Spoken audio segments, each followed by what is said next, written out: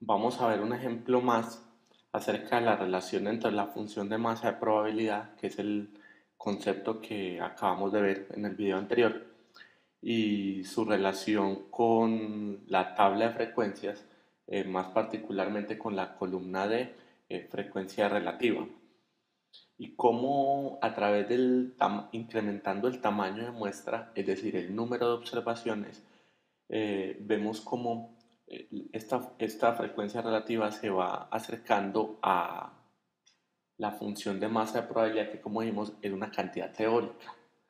Teórica en el sentido de que es un concepto de probabilidad que los datos solamente nos ofrecerán en el caso en el que ya el tamaño de muestra sea muy grande. Muy bien, tenemos una variable aleatoria y discreta, estamos enmarcados en el caso discreto porque en el caso continuo no hablaremos de función de masa de probabilidad, sino de otro tipo de función de probabilidad. Más adelante hablaremos de eso. Entonces, y es número de efectos por unidad. Supongamos que esta es la función de masa de probabilidad, es decir, se pueden encontrar, el soporte son 0, 1, 2 o 3 defectos. Eh, Se estableció que no puede tener más, no sé, piense que la unidad del producto es muy pequeña para que tenga más de 3 defectos, o porque los procesos que se hacen son 3, entonces no puede tener más de 3 defectos, etcétera.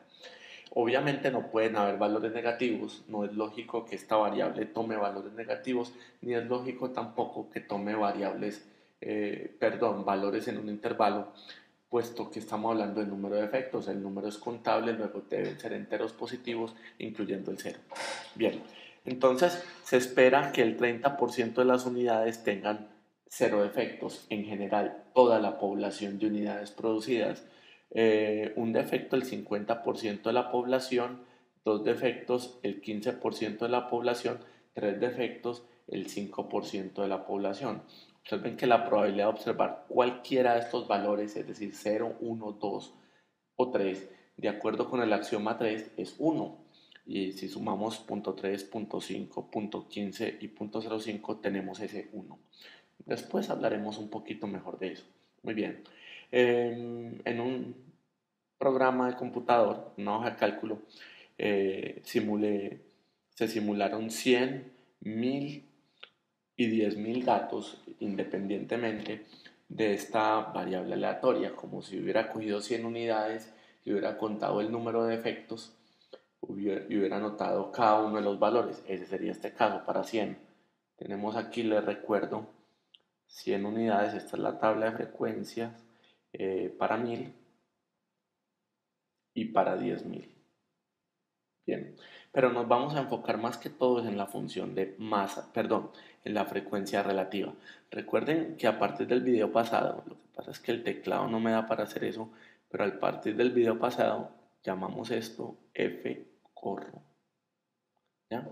Por ser un estimador de la F, de la función de masa de probabilidad, que en este caso llamaríamos, aquí el rojo no contrasta muy bien, llamaríamos F sub y, en este caso evaluado en cualquier valor y.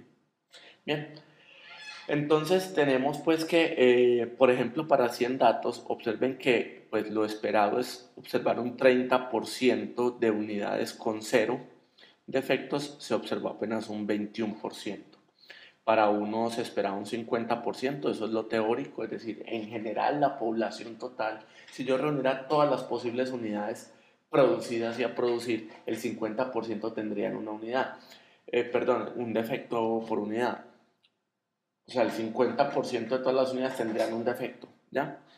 Se observó en esta muestra de 100 que 47, es decir, el 47% tuvo un defecto. Para 2 se espera el 15%, estuvo en el 25%, bastante desfasado. Y para 3 tenemos el 5% esperado o teórico y se logró el 7%. Vean cómo cambian estos valores a pasar a 1000.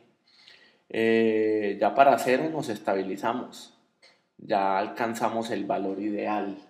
No quiere decir que siempre que usted observe 1000 datos, entonces ya se le empiezan a estabilizar las cosas, no.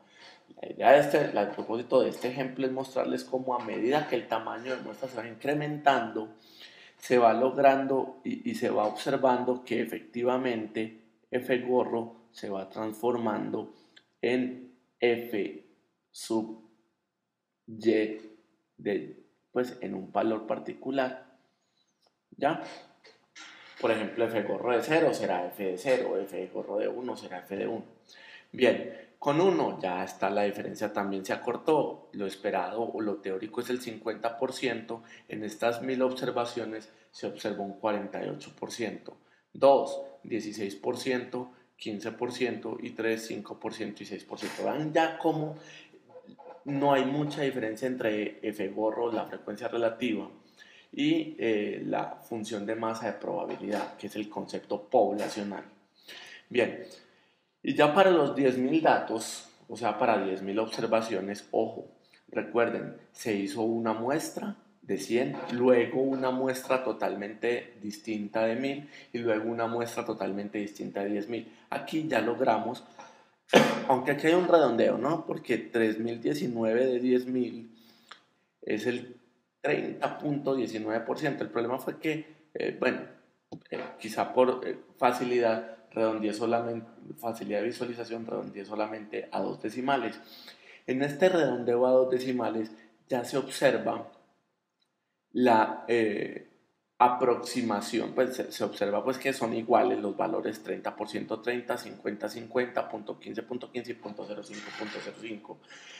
La diferencia son pequeños decimales, ya a partir del tercer cuarto decimal, pero se va observando como a medida que el tamaño de muestra crece, efectivamente esa frecuencia relativa va pasando a ser la función de masa de probabilidad y se empieza a entender mejor ese concepto de función de masa de probabilidad como una frecuencia relativa en el infinito. Digamos que cuando n tiende a infinito, logramos esto. ¿Ya? Ese n tiende a infinito, pues es un número muy grande. La receta no es 5000, la receta no es 10.000, la receta no es 1000. Simplemente les estoy mostrando desde este principio de estadística cómo el tamaño en estadística importa, y en este caso es el tamaño de muestra. A medida que vamos a ver a lo largo de todo el curso que entre más grande sea el tamaño de muestra, mejor, porque más se parece esa muestra y más representa esa muestra a la población. Es claro, no es lo mismo medir a 10 colombianos, por ejemplo, o a 10 latinos, o a 10 brasileños, que a medir a 1.000.000 de colombianos, 10 millones de latinos, eh, no sé cuál es la población de Brasil, 30 millones de brasileños. Eh, no es lo mismo. A medida que voy agrandando, voy enriqueciendo la muestra porque voy cogiendo todo tipo de personas. Si yo me limito una muestra a 5 latinos,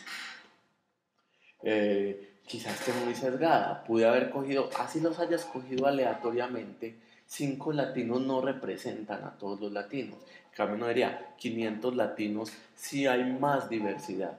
Y vamos a ver más adelante cómo, a medida que agrandamos nuestra muestra, mejor. Obviamente, el agrandar la muestra no depende de nosotros, muchas veces depende de un presupuesto, depende de un tiempo, depende de los recursos con los que contemos, depende de la capacidad tecnológica que tengamos para el procesar información, pero sí es bueno tener en cuenta que entre más grande n mejor.